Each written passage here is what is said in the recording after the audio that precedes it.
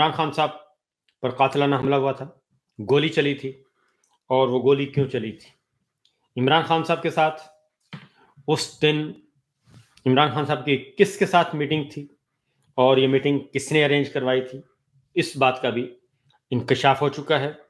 اور پھر اس میٹنگ کے بجائے عمران خان صاحب پہ گولی چل گئی اور وہ میٹنگ کبھی نہ ہو سکی۔ اور یہ سب کچھ کیسے ہوا؟ نمبر 1 ایک خبر یہ ہوگی۔ دوسری خبر، اسلام آباد کا قتل عام کیوں ہوا اور گولی کیوں چلی، وہاں پہ بھی گولی کس نے چلوائی، کیوں چلی، پیچھے کیا محرکات تھے، عمران خان صاحب سے کیا مطالبہ کیا جا رہا تھا اور کون کر رہا تھا، یہ ہے ساری صورتحال۔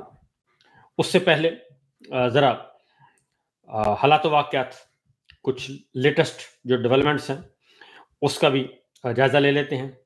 اور اس وقت کیونکہ جب عمران خان صاحب کی زندگی کو خطرات لاحق تھے اور ہیں، اور اس بات کا اعلان ابھی بھی کیا جا رہا ہے، کیونکہ عمران خان صاحب پہ جب ان کو رجیم چینج آپریشن کے بعد ہٹایا گیا اور اقتدار سے ہٹایا گیا، تو پھر ان کی زندگی مسلسل خطرے میں تھی، ہے، اور ابھی بھی کہا جا رہا ہے کہ ان کی زندگی خطرے میں ہے، کیونکہ سہیل وڑائچ صاحب نے ایک کالم لکھا برسلز میں، جناب عاصم منیر صاحب نے تقریر کی، اور جناب عاصم منیر صاحب نے جو تقریر کی اس میں اس تقریر کا مکمل طور پر نچوڑ، اور جناب عاصم منیر صاحب نے اس میں جو کچھ فرمایا وہ سارے کا سارا سہیل وڑائچ صاحب نے رپورٹ کر دیا۔ یہ بتانا ضروری ہے کیونکہ جو اس وقت جو خبر میں نے آپ کو بتانی ہے، یہ والی خبر جو ہے، عمران خان صاحب کو گولی کیوں لگی اور کس نے مروائی، نمبر 1، اور اسلام آباد کا قتل عام کیوں ہوا، اور جیل میں عمران خان صاحب سے مطالبہ کیا کیا گیا تھا، کیونکہ یہ ساری خبریں جڑی ہوئی ہیں ایک دوسرے سے، اور وہی کیفیت اس وقت بھی موجود ہے۔ عمران خان صاحب کے بیٹے قاسم اور سلیمان یہ بات آن دا ریکارڈ کہہ چکے ہیں کہ عمران خان کی زندگی، ان کے والد کی زندگی کو شدید خطرات لاحق ہیں، اور عمران خان صاحب بھی یہ بات کہہ چکے ہیں کہ اگر ان کی زندگی کو کچھ ہوا، جیل میں ان کے ساتھ کچھ بھی ہوا، تو اس کے ذمہ دار جنرل عاصم منیر صاحب ہوں گے۔ یہ بات بالکل loud and clear Imran Khan صاحب کہہ چکے ہیں۔ پھر چلتے ہیں تازہ ترین، باقی خبریں اپنی جگہ پہ، تازہ ترین برسلز کی تقریر، اس میں سہیل وڑائچ صاحب نے ایک کالم میں یہ لکھا، اسی کالم میں لکھا کہ قیدی جی معافی مانگ لیں، معافی مانگ لیں، جان چھڑوائیں، ورنہ بھٹو کو پھانسی دی گئی تھی، بھٹو ڈٹ گیا تھا اور اس کو پھانسی دے دی گئی تھی۔ اور اس کے بعد انہوں نے کہا کہ کوئی اور حادثہ بھی ہو سکتا ہے، اور یہ ساری گفتگو انہوں نے لکھی۔ اس کے بعد پھر اس کالم کے جو آفٹر شاکس ہیں وہ پھیلے، اور جو کچھ برسل میں عاصم منیر صاحب نے ارشاد فرمایا، وہ سارے خدشات جو عمران خان صاحب جیل میں بیٹھ کے کر رہے ہیں، ان کے بیٹے قاسم اور سلیمان برطانیہ میں بیٹھ کے کر رہے ہیں اور ببانگ دہل کر رہے ہیں۔ امریکہ گئے، انہوں نے انٹرویو دیا، اس میں انہوں نے بتایا، اور برطانیہ میں موجود تھے، وہاں پہ انٹرویو دیا، اس میں انہوں نے بتایا۔ یہ ریکارڈ پہ چیزیں لا چکے ہیں وہ، اور پھر اس کے باوجود وہ پاکستان جانا چاہتے تھے۔ وہ پاکستان جانا چاہتے تھے، جیسے ہی اناؤنس کیا تو رانا ثناء اللہ صاحب نے کہا کہ ان کو گرفتار کر لیا جائے گا۔ اب اس کے بعد پھر اس بیان سے پیچھے ہٹی گورنمنٹ کہ نہیں آئے، موسٹ ویلکم۔ اب ان کو ویزے نہیں دیے جا رہے۔ عمران خان صاحب پہ ملاقاتوں پہ پابندی ہے، ان کو قید تنہائی میں رکھا ہوا ہے، ان سے بدترین سلوک کیا جا رہا ہے، بشرا بی بی کے ساتھ بدترین سلوک کیا جا رہا ہے۔ وہ چیزیں بھی ریکارڈ پہ آ چکی ہیں، وہ بھی منظر عام پہ آ چکی ہیں۔ یہ وہ ساری باتیں ہیں جو رپورٹ ہو چکی ہیں، اور بشرا بی بی کا پچھلے دنوں جو ان کے عزیزہ کے حوالے سے جو انکشافات ہوئے اور ایک دردناک جو سٹوری سامنے آئی وہ بھی، اور عمران خان صاحب کے ساتھ جو کچھ کیا جا رہا ہے، ان کو ہیلتھ کی سہولت، طبی معائنے کی سہولت نہیں دی جا رہی، ان کو ان کی فیملی ممبرز ملاقاتیں نہیں کر پا رہے، اور علیمہ خان ہیں، ڈاکٹر عظمیٰ ہیں، نورین ہیں، ان کی بہنیں ہیں، ملاقاتیں ان کو نہیں کرنے دی جا رہی، اور اس کے بعد علیمہ خان کے 2 بیٹوں کو اغوا کرنا، اٹھانا، اور 27 مہینے پہلے والے 9 مئی کے کیس میں اٹھانا، یہ سارے کا سارا سینیریو جو ہے وہ آپ کے سامنے ہے۔ اور پھر D G I S P R نے کر دی تردید۔ اب جب D G I S P R نے تردید کی تو اس سے مزید معاملات ہوئے۔ اب میں آپ کو بتاتا ہوں کہ سہیل وڑائچ صاحب نے آج پھر یہ کہا ہے۔ پہلے ذرا سہیل وڑائچ صاحب کو سنیے، اس کے بعد پھر ہم آگے بڑھیں گے، تاکہ آپ کو آج کا جو فوکسڈ ایک ہے سٹوری، اسی پہ ہم رہیں گے، ادھر ادھر نہیں جائیں گے۔ سہیل وڑائچ صاحب نے آج پھر ریپیٹ کیا ہے کہ عمران خان صاحب کو معاملہ طے کر کے باہر آ جانا چاہیے، اور اگر جان ہے تو جہان ہے، اگر زندہ جسمانی طور پہ وہ زندہ رہیں گے تو تاریخ میں زندہ رہنے کا ان کو موقع ملے گا، اگر وہ ایسا نہیں کریں گے تو کوئی حادثہ ہو سکتا ہے۔ بھٹو صاحب کو پھانسی دی جا چکی ہے۔ ذرا سنیے کیا کہتے ہیں سہیل وڑائچ صاحب۔ عمران خان کا مستقبل کیا دیکھتے ہیں آپ؟ وہ یہ ہے کہ بنی گالا ہو سکتا ہے، بھٹو کی طرح کا ہو سکتا ہے، لندن جانے والا ہو سکتا ہے، ایسا ظاہر ہے کہ آپ نے سیاست کو اتنی دیر کور کی ہے، تو آپ کا ایکسپیرینس کیا کہتا ہے؟ مستقبل کا تو پڑھنا بڑا مشکل ہے، لیکن میری خواہش یہ ہے ذاتی طور پہ کہ جان ہے تو جہان ہے، تو بجائے جو ہے وہ تاریخ میں زندہ رہنے کے پہلے فزیکلی زندہ رہیں تو پھر زیادہ مناسب ہے۔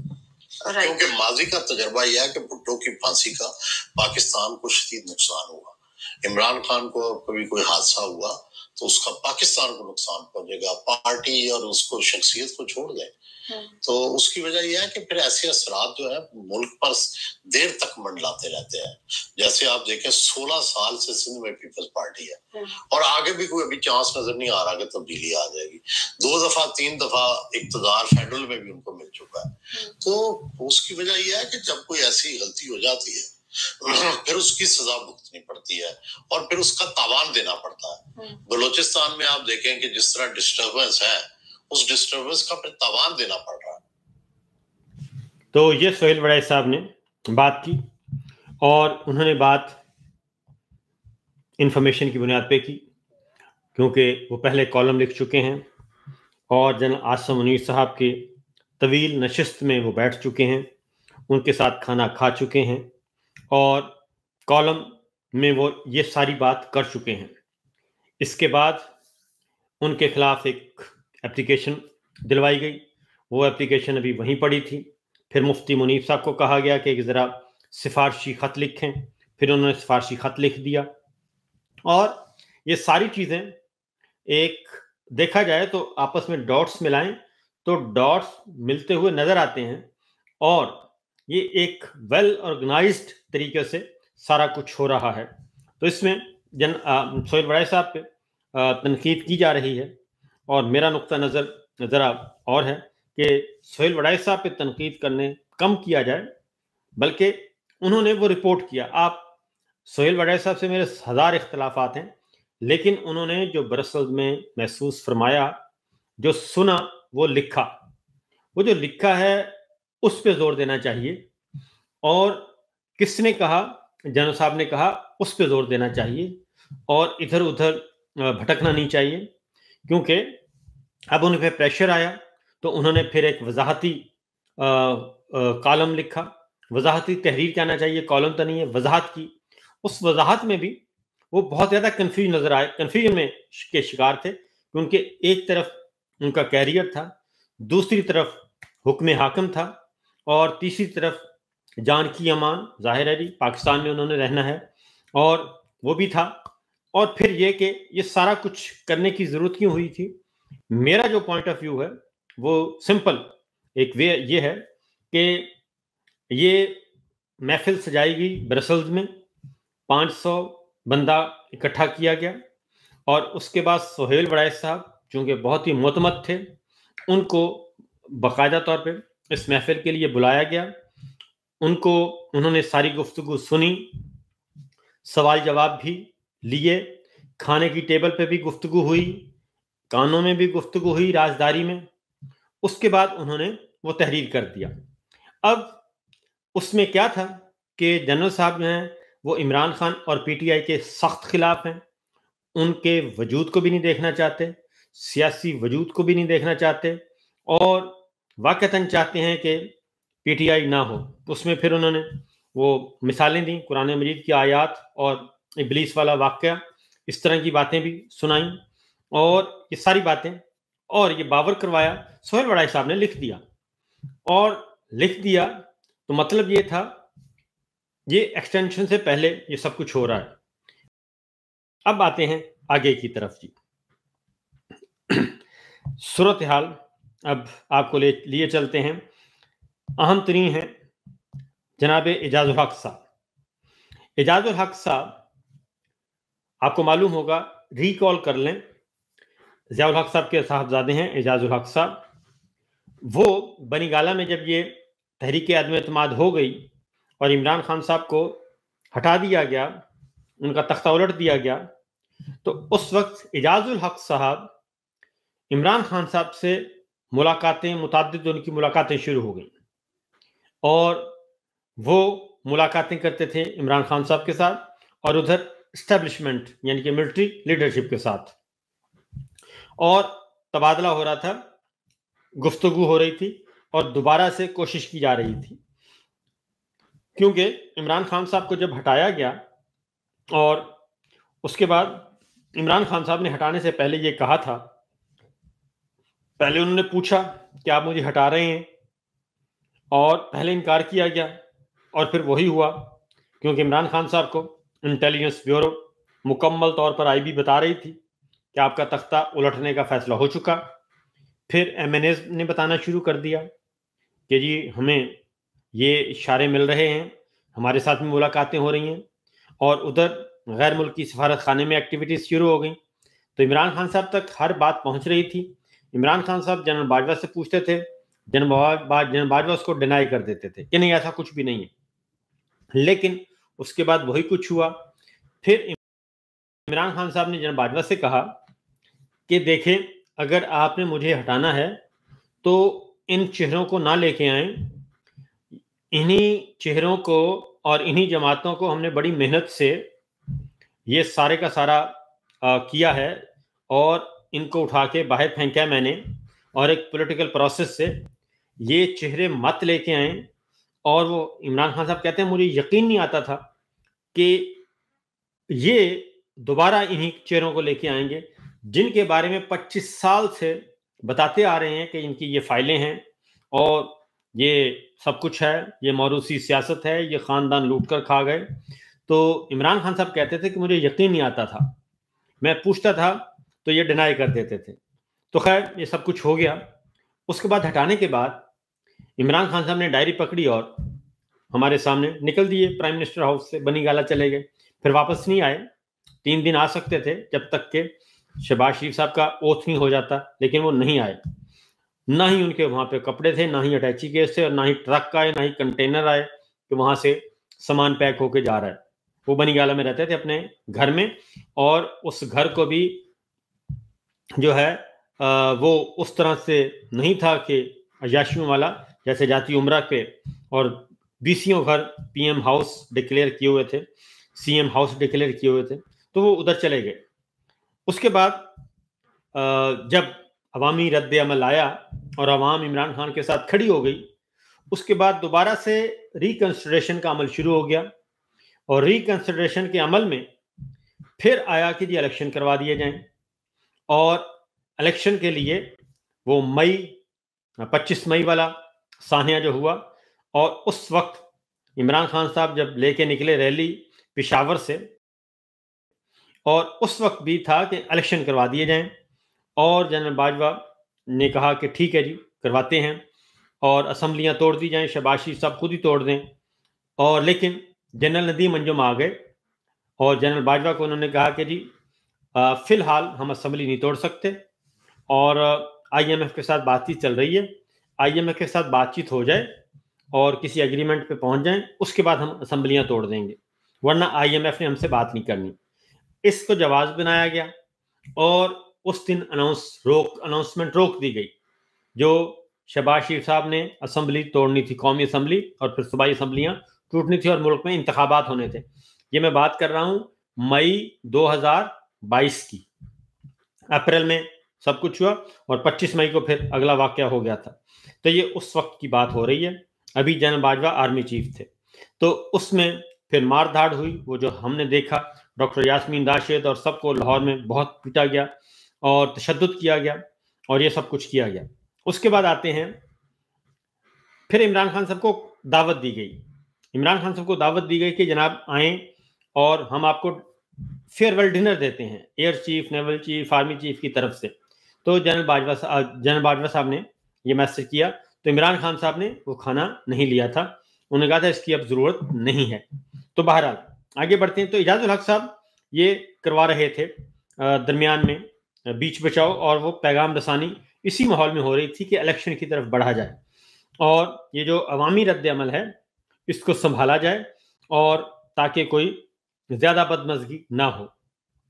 تو یہ اعجاز الحق صاحب، اس کے بعد پھر معاملات ختم ہو گئے، جنرل عاصم منیر صاحب آ گئے، پھر اس کے بعد ان کو گولی لگ گئی عمران خان صاحب کو، اور وہ گولی لگنے کے بعد پھر آ گئے، اس کے بعد اکتوبر میں گولی لگی تھی، اکتوبر نومبر میں گولی لگی تھی، یس۔ تو یہ سب کچھ ہوا واقعہ، اور پھر جناب تبدیلی آ گئی، اس کے بعد عمران خان صاحب پہ قاتلانہ حملہ بھی ہو گیا، سب کچھ ہو گیا۔ اب آتے ہیں اعجاز الحق صاحب کیا کہتے ہیں۔ اعجاز الحق صاحب کہتے ہیں، آج انہوں نے انٹرویو دیا افتخار صاحب کو انٹرویو دیا، اور اس میں انہوں نے پوچھا گیا ان سے سوال کہ آپ نے جنرل باجوہ اور عمران خان کی ایک میٹنگ ارینج کروائی تھی، تو آپ نے وہ میٹنگ کیوں ارینج کروائی تھی؟ تو اعجاز الحق صاحب نے کیا کہا، ذرا سنیے۔ خان کی ایک میٹنگ ہے جنرل باجوہ کے ساتھ، آپ نے شیڈول کروائی تھی، وہ ہو نہیں سکی میٹنگ، آپ کیوں میٹنگ کروانا چاہ رہے تھے؟ جی وہ میٹنگ میں عمران خان نہیں گیا، پھر نہیں میٹنگ ہو نہیں سکی، اس دن گولی چل گئی تھی۔ وہ ملاقات میٹنگ ہو نہیں سکی تھی کیونکہ اس دن گولی چل گئی تھی۔ جنرل باجوہ اور عمران خان کی ملاقات تھی، یعنی کہ آرمی چیف اور عمران خان کی ملاقات تھی، اور ملاقات ارینج کروائی اعجاز الحق صاحب نے۔ لیکن ان سے پوچھا گیا کہ آپ نے ملاقات کیوں کروائی تھی، تو میں آپ کو بتا دیتا ہوں کہ عوام کا رد عمل بہت زیادہ تھا۔ عوام نے تحریک عدم اعتماد اور رجیم چینج آپریشن کو قبول نہیں کیا تھا، اور اندر یہ سوچ پائی جاتی تھی کہ ریکنسیڈر کیا جائے اور الیکشن کی طرف جایا جائے، تاکہ یہ جو حرکت ہوئی ہے اس حرکت کا عوام سے پوچھ لیا جائے۔ عوام اگر عمران خان کو PTI کو کریں گے تو ٹھیک ہے، ویل اینڈ گڈ، اگر نہیں کریں گے تو۔